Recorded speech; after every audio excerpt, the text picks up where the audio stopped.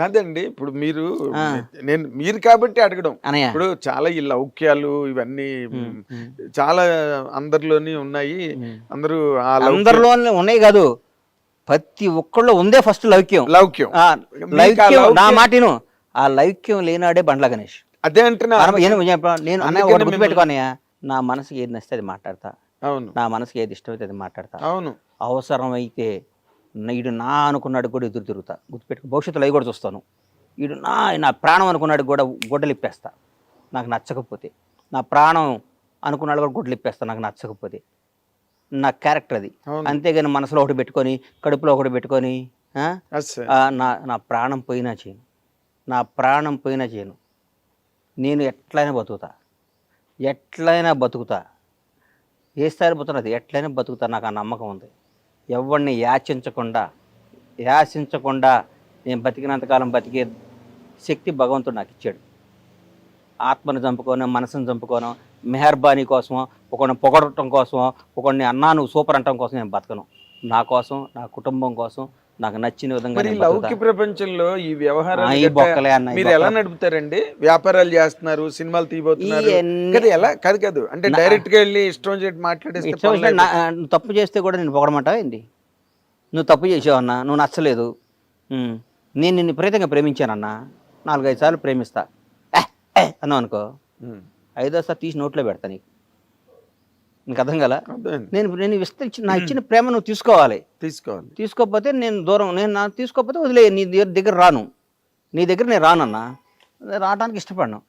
కానీ నువ్వు నన్ను గెలకాలని ప్రయత్నించో, నన్ను ఎక్కడన్నా మాట్లాడేవు అనుకో, నేను బతకనిస్తానా అన్న? నువ్వు ఎవడవైనా కానీ నిన్ను బతకనిస్తానా? అసలు ప్రశ్న లేదు. నిన్ను సంఘటనలు కూడా నాకు తెలుసు కాబట్టి బతకని నేను అయ్యో నేను ఇష్టపడి గౌరవంతో ప్రేమతో ఉంటా, అంతేగాని భయపడి మాత్రం నా ప్రాణం పోయినా ఉండను ఎవడైనా కానీ. అది నేను అంటుంది సార్. ఇప్పుడు నేను ఎందుకు మాట్లాడుతున్నానంటే, మీరు ఈ మధ్య రోజుల్లో కొంచెం లౌక్యం ప్రదర్శిస్తున్నారేమో అని అనిపించిన సందర్భాలు నాకు 1-2 ఉన్నాయి. అదేంటంటే, హైడ్రా అనేది సినిమా ఇండస్ట్రీలో ఫస్ట్ నాగార్జున గారిది అన్కన్వెన్షన్ కూల్చినప్పుడు కూడా మీరు ఏమి పెద్ద మాట్లాడినట్టుగా దాఖలాలు లేవు. అన్న ఒకటి గుర్తుపెట్టుకున్నా, బేసిక్గా చెప్తున్నా, నేను కాంగ్రెస్ కార్యకర్తని. నేను ఈ 1 year ముందు కూడా గత 10 ఏళ్ళు ప్రతిపక్షంలో ఉన్నా. మా నాయకుడికి పట్టాలు ఇచ్చాం.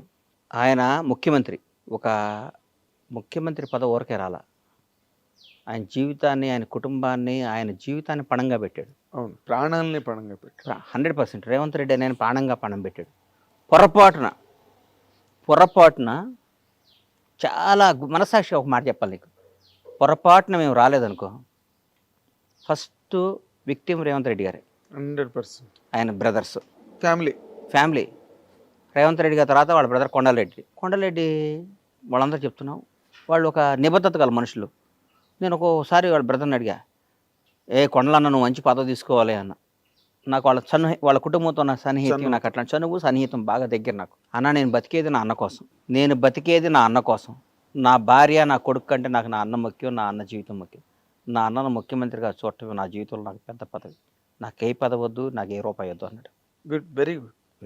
ఎందుకంటే ఆ స్టేజ్కి వెళ్ళిన తర్వాత ఏదో ఒకటి పెద్ద స్థాయి లాక్కుందాం. నేను ఎంతమందిని చూశానన్న ముఖ్యమంత్రుల్ని.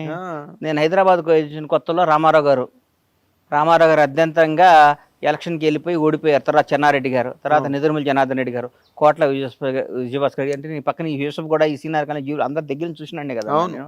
విజయభాస్కర్ రెడ్డి గారు, తర్వాత మళ్ళీ రామారావు గారు రావటం, చంద్రబాబు గారు ముఖ్యమంత్రి అవటం, తర్వాత 10 ఏళ్ళు ఆయన ఉండటం, తర్వాత రాజశేఖర రెడ్డి గారు అవటం, తర్వాత రాజశేఖర రెడ్డి గారు మళ్ళీ గెలవటం, మళ్ళీ ఆయన ఓడిపోయినాక చనిపోయినాక రోషే గారు అవటం, కిరణ్ అన్న అవటం, తర్వాత రాష్ట్రం విడిపోవటం, 10 ఏళ్ళు కేసీఆర్, ఇవన్నీ దగ్గర నుంచి ఇట్లా చూసినాండి నేను.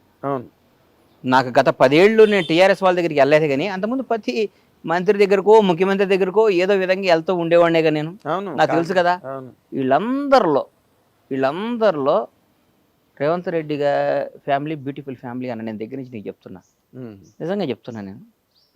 ఆయన పక్కన ఉన్నాళ్ళు ఏమైనా తప్పు చేసి ఆయన మీద, ఇప్పుడు నీ దగ్గర నీ టీంలో ఎవరు తప్పు చేసినా నాగేంద్ర కుమార్ టీం అంటారు కన్నా, అంటారు. మా దగ్గర మొత్తం ఒక 800 మంది వర్క్ చేస్తారు మా ఫార్మ్స్లో కానీ అన్నిట్లో. 800 మంది వర్క్ చేస్తారు, 800 నుంచి 1000 మంది ఉంటారు.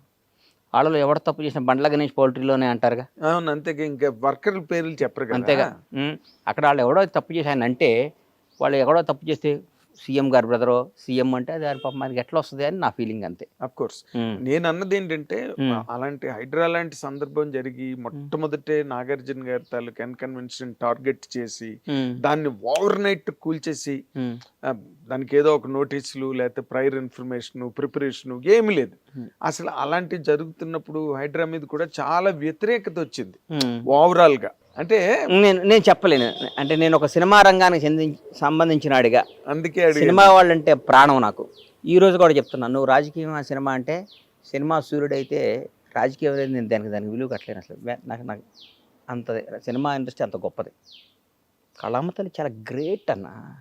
సినిమా రంగం ఒకటి గొప్ప విషయం చెప్తాను మీకు, ప్రపంచంలో దేనికైనా రిజర్వేషన్ ఉందన్న, దేనికైనా. ఐఏఎస్లకి ఐపీఎస్లకి ఎనీథింగ్, ఎమ్మెల్యే అవడానికి ఎంపీ అవడానికి ఉంది. సినిమా రంగంలో రిజర్వేషన్ ఉందన్న, దాన్ని మించింది ఇంకేముందన్న. సినిమా రంగంలో రిజర్వేషన్, టాలెంటే రిజర్వేషన్ అంతే. టాలెంట్. తమిళనాడు ఏళ్తున్న విజయ్ ఒక క్రిస్టియన్ ఎస్సీ, అవును, టాలెంట్. ఎంతమంది రజనీకాంత్ క్రాచ్ చేసాడు ఇలా. అవును, మనం అందుకని ఎవరికి టాలెంట్ ఉందో, ఎవరికి దమ్ము ఉందో, ఎవరికి ఏముంది, ఏ రిజర్వేషన్ లేదు. పలానా ఆయన కొడుకు ఆయన సినిమా చూడాలని లేదు. అవును, అసలు అలాగైతే అన్ని సినిమాలు ఆడాలి. అంతేకన్నా. RTC driver conductor Yash, driver కొడుకు యాష్ ఇవాళ కన్నడ సూపర్ స్టార్. అవును, కరెక్ట్. చిరంజీవి గారు నాన్న కానిస్టేబుల్, మెగాస్టార్. అవును, ఆయన ఎంతమంది ఒక తరాన్ని తీసుకొచ్చాడు, ఎంతోమందికి ఒక భరోసా కల్పించాడు కదన్నా. అరే ఎవడైనా, ఒక ఇస్త్రీ చేసుకునేవాడి పిల్లాడైనా, ఆర్టీసీ రిక్షా దొక్కేవాడి పిల్లాడైనా, ఒక చిన్న ఎంప్లాయీ పిల్లాడైనా, ఒక చిన్న ఆర్టీసీ డ్రైవర్ పిల్లాడైనా, చిన్న కోడిగుడ్లు అమ్ముకునే కోళ్ళ రైతు పిల్లాడే, కోళ్ళ రైతు, ఒక 2000 కోళ్ళు ఉన్న కోళ్ళ రైతు కొడుకైనా సరే సినిమా రంగానికి వెళ్ళొచ్చు, పైకి రావచ్చు అంటానికి. ఎట్లా వస్తాం రా మనం, మన రానివ్వరు రానే వాళ్ళకి. నాన్న చిరంజీవి వాళ్ళ నాన్న మేము కానిస్టేబుల్ అంట, నాన్న మెగాస్టార్ కాలేదా అని గొడవ పడే స్థాయికి తీసుకొచ్చి ప్రపంచానికి ధైర్యాన్ని తీసుకొచ్చి ప్రపంచానికి భరోసా ఇచ్చిన వ్యక్తి మెగాస్టార్. మనం అట్లాంటప్పుడు దాని సినిమా రంగం అనేది, సినిమా చిరంజీవి గారు వచ్చాడు రాజకీయాల్లోకి, కేంద్ర మంత్రి పదవి చేశారు, అన్ని చేశారు. ఈ మనకి మన స్టైల్కి నచ్చదరా అన్నాడు. షర్ట్ తిప్పినంత ఈజీగా రాజకీయాన్ని పక్కన పడేసాడు. ఆయన ఒరిజినాలిటీ చేసుకున్నాడు, బ్రహ్మాండంగా యాక్ట్ చేసుకుంటున్నాడు. అవును, ఇంటర్వ్యూలో చెప్పారు కూడా, నాదేని ప్రపంచం నేను ఎన్నిసార్లు అనిపిస్తుందో. మనం 15 సంవత్సరం వచ్చాం, నాకు ఏజ్ ఆఫ్ 15 ఇయర్స్ నేను ఇండస్ట్రీకి వచ్చా కదన్నా. నేను 16 సంవత్సరం ప్రేమ ఖైదీ యాక్ట్ చేస్తుంటే జూనియర్ ఆర్టిస్ట్గా మేము అందరం ఇన్స్టిట్యూట్ నుంచి తీసుకొస్తే మీరు వచ్చేవాళ్ళు. అప్పుడు మీరు ఆంధ్రజ్యోతిలో దీంట్లో రిపోర్టర్గా ఉండేవాళ్ళు. అప్పుడు చూసేవాడు నాగేంద్ర కుమార్ గారు. అప్పటి నుంచి మీరు అంటే దాదాపు 35 ఇయర్స్ 36 ఇయర్స్ అప్పటి 35 అప్పటి నుంచి చూస్తున్నా కదా. అందుకని సినిమా రంగంలో ఉన్న ఆనందం, సినిమా రంగంలో ఉన్న దీంట్లో ఉందన్న. 1,00,000 కోట్లు ఉండొచ్చు అన్న, అవతలాడికి 1,00,000 కోట్లు ఉండొచ్చు.